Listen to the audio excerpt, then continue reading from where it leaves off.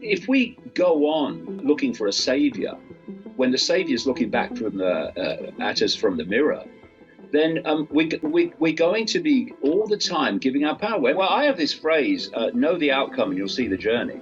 And if you don't know the outcome, then the daily journey can seem like random events. But when you know the outcome, the daily events become stepping stones to the outcome quite clearly. This is a turning point, a pivotal moment for everyone.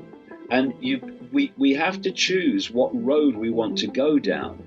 And there's going to be some very, very, very hard choices. We are being challenged on a massive scale, and we are seeing this division of society between the awakened and the fast asleep.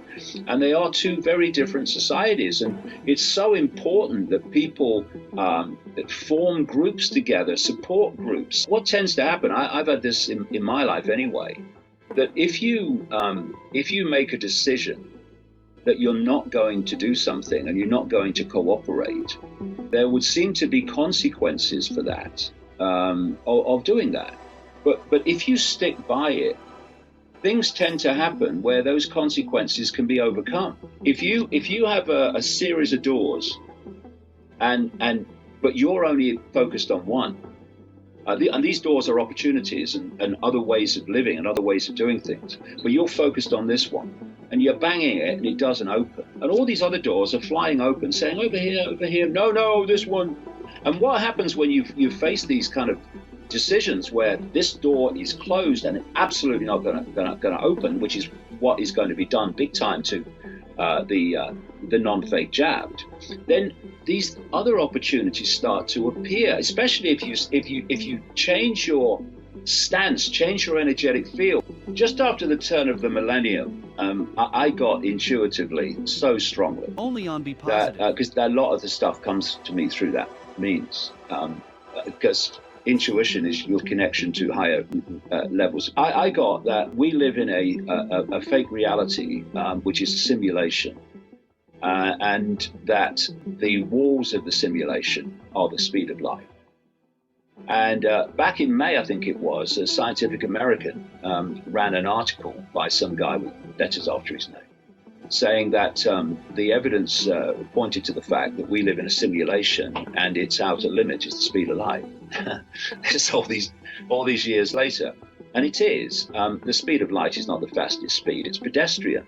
But note that if any scientist comes out with claims that the speed of light is not the fastest speed of light, the roof comes down on them.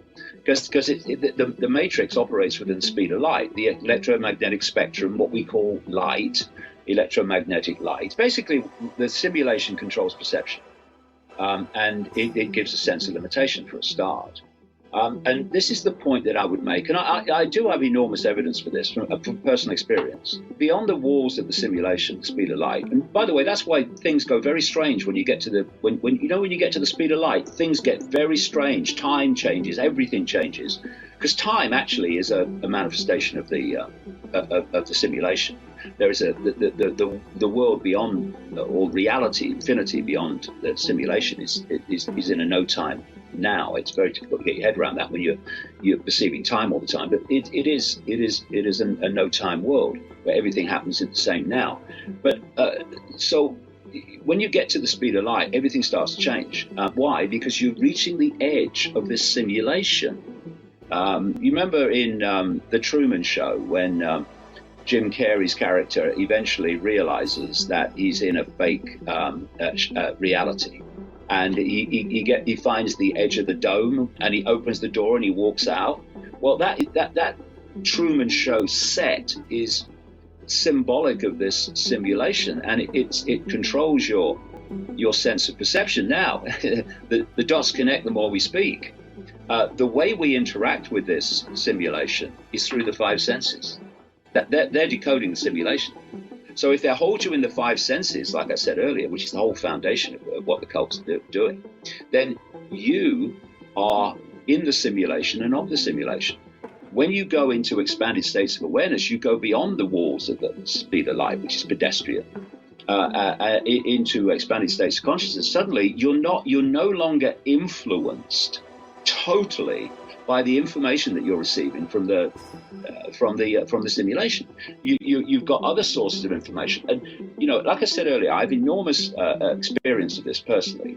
You go beyond the simulation, only on Be Positive, and the world is just love. Beyond this, the world is love. Where do we go when we, quote, die? When I have this phrase: the body has a cycle, we have eternity. And the body cycle, the body connects us to the simulation. And when the body cycle is over, that which has been experiencing through the body, which is consciousness, the eternal part of us, leaves the simulation. And because the body is no longer processing information in a way that we call human, then suddenly the reality changes dramatically. I've read hundreds and hundreds of accounts of near-death experiences, and the common themes are fantastic. And you go into a world that's very different from this one, a world of love and joy and bliss. You don't meet many near-death experiences that want to come back, but they think, well, I've got to come back because there's still something to do. Yeah, what I'm saying is that don't let's get fooled by the fact that this world, this reality, and what goes on in it currently, and through known human history, is how reality is in general. It's not. This is a really extreme place because this Wetiko consciousness makes it an extreme place. It makes it a manifestation of itself. And because Wetiko is actually fear, that's what it is. It's that brought fear into the world. That's why it uses fear and gets people into states of fear, because there is then an attachment, a frequency attachment, because fear is going to attach to fear on the same frequency, and the possession can take place. If you can't reach a vibrational level that takes you beyond the walls of the matrix, then you'll go to other levels of the matrix. And maybe this is the purgatory that some people talk about. There are other levels of awareness beyond this one that are running an operation to bring this control system down. They're doing it through people here, which they have to, but there's a massive operation going on from higher levels of awareness that are saying enough, enough, no more, gone too far. And they work through people, and there's a massive number of people who have come into this world. Some are obvious, some are less obvious. Coming into this world in this period to play a part in bringing an end to all this. The body decodes information, the body brain, within a certain band of frequency. And that band of frequency, through the five senses, basically relates to what we call form. So if it's form, if it's the frequency of form, the five senses will decode it. In other words, we will see it. But anything deeper into the energetic field, the frequency field, that's beyond that band of frequency, the body brain won't decode it and therefore won't see it. And how this manifests in our reality is that we see form and we see empty space between it. And it's not empty space. If you go deeper into that field, you see what I call the field, that all form and all humans, everything is connected by you could visualize it as a Wi-Fi field. It's a field of consciousness, information, possibility, probability that we are interacting with. Now this cult, this Wetiko cult, wants to dominate that field, and at this level it's the field of the simulation. And it wants to hold the field in a low vibrational state because that is going to influence the population, the people, the target population, to go into those low vibrational states. A simple thing, if you want to affect all the fish at the same time, then you don't target the fish, you target the sea. And then you've got them all. So it's this sea of energy consciousness that connects everything, connects all of us on a level that we can't see. That this Wetiko cult is targeting. It wants to keep it in a low vibrational state.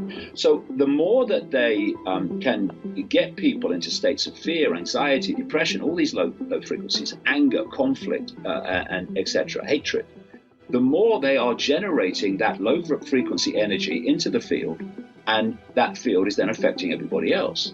And you feel this field all the time. You can you can go into somewhere where this field is particularly not very nice, and you kind of get the chills. Oh dear, what's happening here?